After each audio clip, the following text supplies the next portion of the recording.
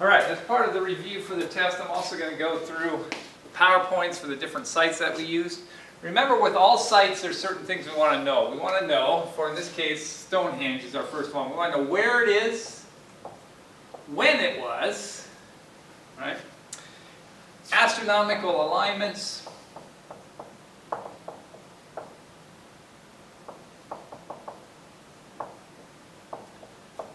And then sometimes there's like special details about it, special things about it. But you got to know where, when, astronomical alignments, and lots of times you also have to know like what people did it or that kind of thing. So Stonehenge is the first one we're going to talk about. Stonehenge is where?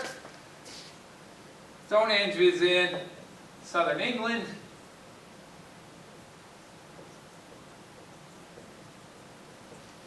Southwest of London. More west than south. When, remember, this was around, well, they started around 3000 BCE, but the main part was 2500 BCE, was when it was at its peak, when all the stones were there and it was working as well. Astronomical alignments, the biggest one is the heel stone. And the heel stone is on summer solstice sunrise, or winter solstice sunset. You can look the opposite way. Details, remember this was a Neolithic site, which meant new Stonehenge, or new Stone Age site. So it was at the end of the Stone Age period, right before metals came in. We had the Iron Age.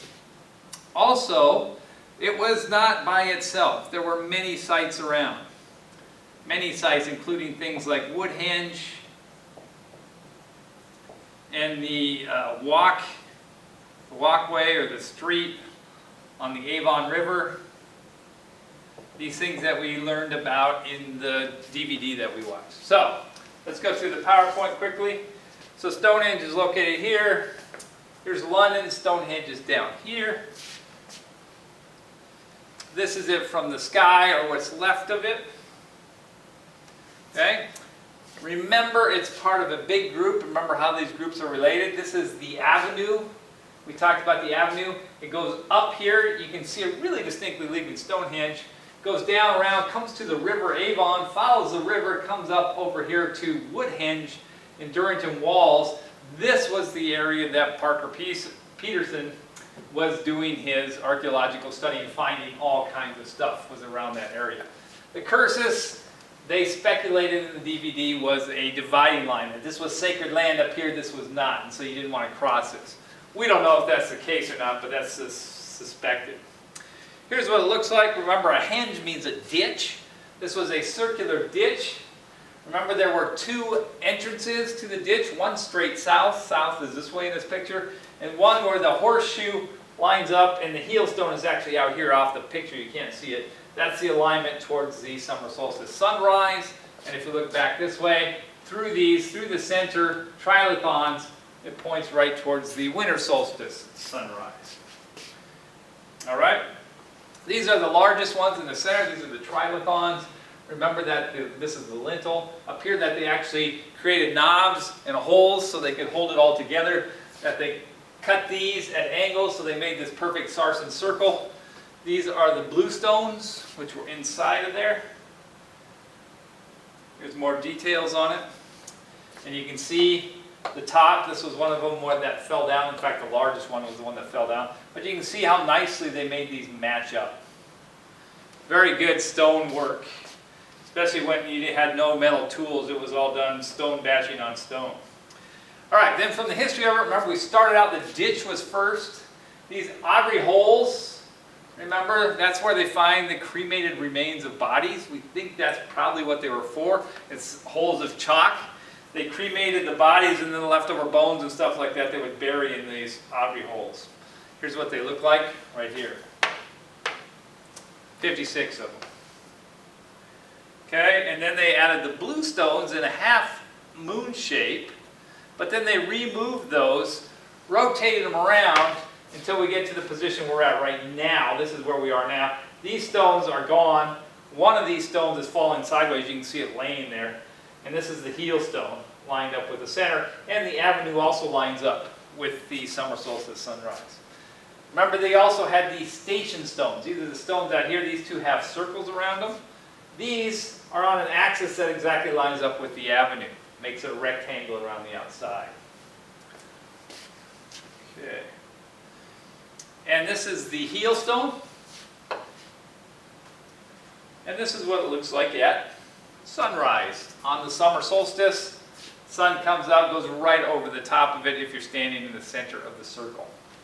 We know that was a very special time for them, solstice celebrations, and they figured that out from the remains of the food, the pigs especially. They could date the pigs, and they realized that the winter solstice and the summer solstice, they had these giant parties. And that's what it was. The station stones are those 4 stones on the outside. We're not exactly sure what they're for, and this is basically what Stonehenge looks like today. All right, that's it. If you got all that for Stonehenge, know all this stuff. Remember the astronomical alignments, and you could draw it. Remember, lots of times I have you draw the picture. Make sure you can draw Stonehenge and label the parts. All right, that's it for Stonehenge. The next place we want to talk about, or review real quick, is Copan, Honduras.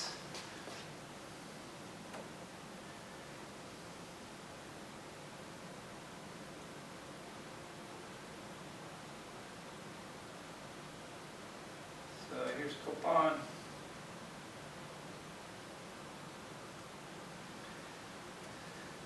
Copan, Honduras. Remember, Honduras is down here. It's in Central America. Right here, this is Guatemala and Belize, right in this corner. Then right next door to that is Mexico. This is Mayan country here. All this area in here was Mayan people. And so, where is it? Well, where is it is Central America. When is this? Well, the Mayans, remember, were in their heyday about 200 CE to about 1000 CE. We think this site was probably mostly used around 400 to 500 CE. Okay? So that's when. And what it was were these stelas. Well, first, this is the site. It's kind of a cool site. And it's sometimes spelled that way, sometimes spelled that way, but same thing. And a stela is just a rock that they had. The rock can be anywhere from like this tall to very tall, and they carved into it. This is writing, Mayan writing. And they have these all over, and they commemorated great events and things that were happening. The important thing here was across the Copan ruins, which is where the city is down in the valley, but on the opposite sides of the valley are these 2 stelas, and you can see one from the other. The picture's not very good, but you can actually see the other one from one side. And they think that the people would look at that and they would line up exactly when the sun was setting, so they was in line with these. And that occurred on April 12th. When that occurred, when the sun was at that position, that was a signal it was time to plant their crops. The rainy season was coming. All right, so that was most of that for Copan, Honduras. I know I'm whipping through these quick, but remember, it's just a review. You should already know most of this material, so look over your notes. Good. All right, the next one we're going to talk about is Newgrange. So we're jumping across the Atlantic again.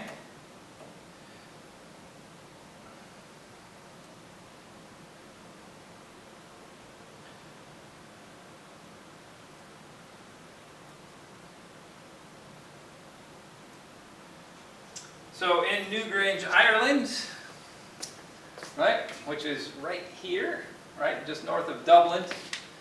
This is where is in Ireland when this is around 3000 BCE. So this is a very old, oldest Stonehenge. Okay? And here it is from the sky. And remember the astronomical alignments. First of all, what is it?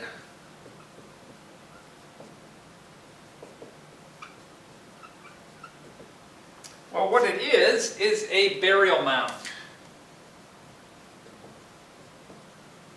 where they buried very important people. They were buried inside this mound. They created the mound by building it up, and then on the front there are all these rocks, and there's a tunnel through it. The astronomical alignment is on the winter solstice sunrise. All right. So here's more pictures. This is what it looks like from the ground as you're walking up to it. The front is actually over on that side. They built up all this rock and then they filled it in with dirt behind it to make the mound. Okay. Out front they have these, we call them curb stones. Remember curb, K-E-R-B. They're just fancy stones with the spiral patterns that they cut into it. The more important thing here is this. This is the roof box. Remember, this is the entrance to the tunnel, but the top part of it is just to let the light in. It lets the light in on the winter solstice sunrise, so light goes all the way back to the back of the tunnel. Only occurs on the winter solstice sunrise. Here it is. You can see the light coming through from the sun, coming through the roof box, ending towards the back. And it's lined up so winter solstice sunrise, the sunlight comes in, goes all the way down and hits the very back of the tunnel. Only day that it actually makes it all the way through the back of the tunnel. The burials were found on these offsides over here. The light goes through there. Remember, this is very long. That's 30 feet. So this thing is almost like 70 feet long. Very large mound. Put a lot of work in here. The people that were buried here had to be very special. Remember, this is fake. They just put a light up there to make it look like the sun's there. But it's kind of cool anyway.